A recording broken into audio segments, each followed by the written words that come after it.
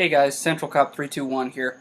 Apologize, I had a whole video that I recorded, yet my computer decided it wasn't going to record it. Or at least it didn't save it and wouldn't let me save it. So everything I talked about basically just went for nothing. So, like I told you before, part 1 was before, it should be uploaded now. This is part 2. So I hope you enjoy.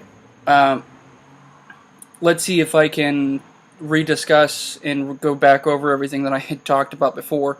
It was mainly about me conducting investigations and also talking about where I want to be as a cop.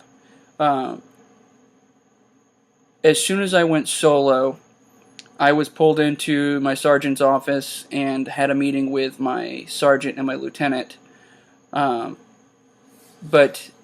the day before that, I had a conversation with my corporal, and all three of them were for the same things. They wanted to tell me about their expectations of me as a police officer, and then what I wanted to do as a police officer. I had told them that day that I was just getting my feet wet in the department. I didn't really have a plan set forth right this moment as to where I wanted to be, whether I wanted to do more domestic violence stuff, more burglary stuff, narcotics, traffic. So I told them I want to get my feet wet and then see where things go from there. And then try and figure out what I want to do. So my current plan right now is to take about a year. Once I hit my year mark with my department is where I want to be, so I can set my 5-year goal so that at 6 years I've hit my area of expertise that I want to be in, or be very, very close to it, or be ready to set a new goal for myself. I have been told already, and I've only been working for the department for 7, going on 8 months now, that other officers have noticed that I do a lot more traffic stops. I may not get a lot out of those traffic stops, but I do a bunch of traffic stops. Also, I have done numerous community-oriented policing. That's where I get a lot of my arrests, actually, is from that. And that's me going through the parks at night to make sure people aren't doing drugs, they're not doing illegal activities. I want to make sure that the parks in my area are safe for the kids to go and play. I hate hearing about or even seeing the type of activities that go on in the parks at night. I work nights. If you guys haven't caught on to that yet, you should, at least through this video or through other videos, catch on that I work at night now, and have since I started on FTO. I've never worked a day shift for this department, and I've been called a unicorn in the department. I'm pretty much the only one that's ever only worked at the night shift for FTO. I've only worked one shift, particularly. I didn't switch to that we have A's and B's. I've only worked A-side nights through my entire FTO. I worked the south part of the city for my 3 phases, and then I worked the northwest, which I am assigned to the northwest now, of the city.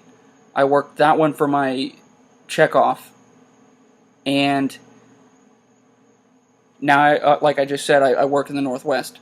So I go through the parks that we have in the Northwest, and I've been told by our dispatchers that when they hear me conduct a security check in a park, especially at a certain time of the night, they are ready for me to call out with a suspicious vehicle or people in the park after hours. In our city, we have a city ordinance that allows us to make an arrest off a violation of people being in the park after it closes. And it closes at a certain point in the evening, after it's dark, actually. So I can make an arrest off of that. I have yet to do that. I try to give people the benefit of the doubt. I try to conduct my investigations the best I can. Mainly, that's what I do. I've found that law enforcement in itself, whether I'm doing domestic violence investigation, a DUI investigation, a burglary investigation, investigation into a suspicious vehicle or a person, everything I do is an investigation. And I want to do the best police investigation that I can so that I can serve the people of my community the best I can. So when I conduct a traffic stop, it's an investigation. When I go to a domestic disturbance call, it's an investigation. When I go to a loud noise complaint, it's an investigation. If I go to a suicide threat, it's an investigation. Down here in Florida, we have what's called the Baker Act and the Marchman Act. The Baker Act is someone who, they have to fit the criteria, so they have to be unwilling to take care of themselves. They have to be intending to harm themselves or others in order for them to fit the criteria of the Baker Act. And then if somebody is under the influence and is intoxicated and they're unable to create good decisions for themselves, and there's to the point where they're no longer able to function safely, we can take them to a hospital and we can Marchman Act them, and they will stay there until they sober up enough to be able to create or make good decisions for themselves. When I go to calls like that, I have to determine whether or not they meet those criteria or not. Domestic violence, they're a little differently handled. When I go through a domestic violence investigation, I need to make sure that I can determine a primary aggressor through physical evidence, corroborating statements, not conflicting ones, witnesses to the incident, and make sure that those witnesses are independent witnesses, they're not biased. Independent witnesses could be a neighbor, could be someone who stopped to assist because they saw the fight between husband and wife, or any type of a spouse or two people in the front yard or something like that. Domestic violences don't only happen at houses, by the way. They can happen anywhere. We get a lot of calls, actually, of a domestic violence or a disturbance in a vehicle. And then when we get there, we have to track down the vehicle, the occupants of the vehicle. We try and contact the witness who called it in, and make sure that we can get all the sides of the story. When I'm conducting an investigation, I look for the four different sides. A lot of people will tell you there's three sides to it. Well, there's person A's side of the story, then there's person B's side of the story, then there's a witness's side of the story, and then there's the truth.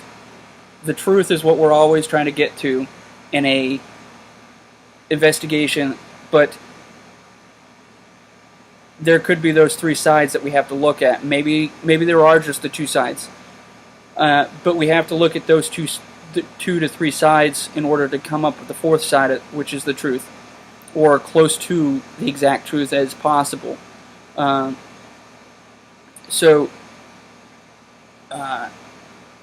been told, because I do a lot of traffic stops, I've started seeing a trend of me catching a lot of narcotics as well, that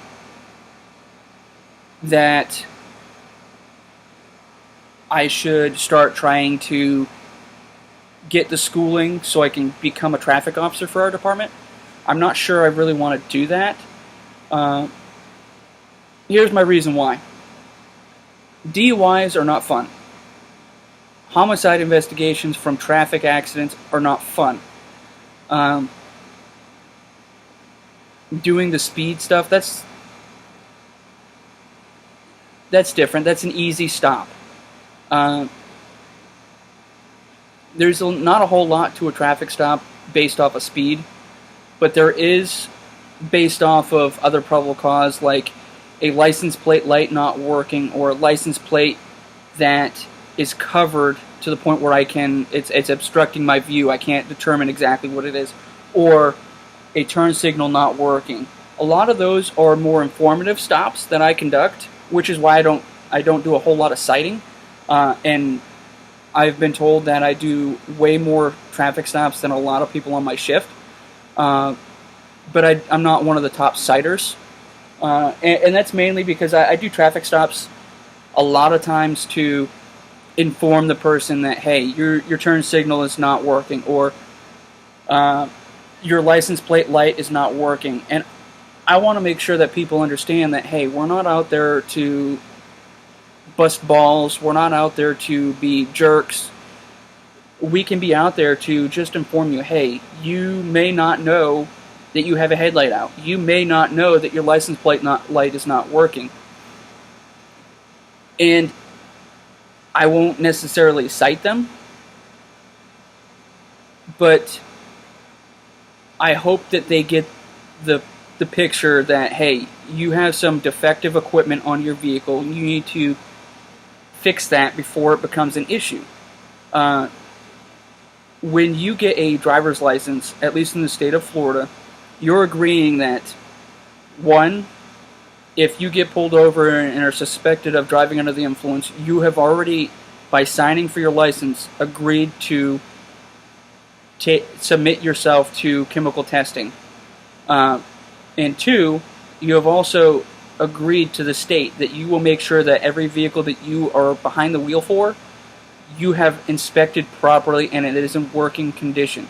So when we conduct a traffic stop, that's why we're allowed to cite you, because you have already agreed that because you're behind that wheel, you know that your vehicle should be 100% effective and all the parts work.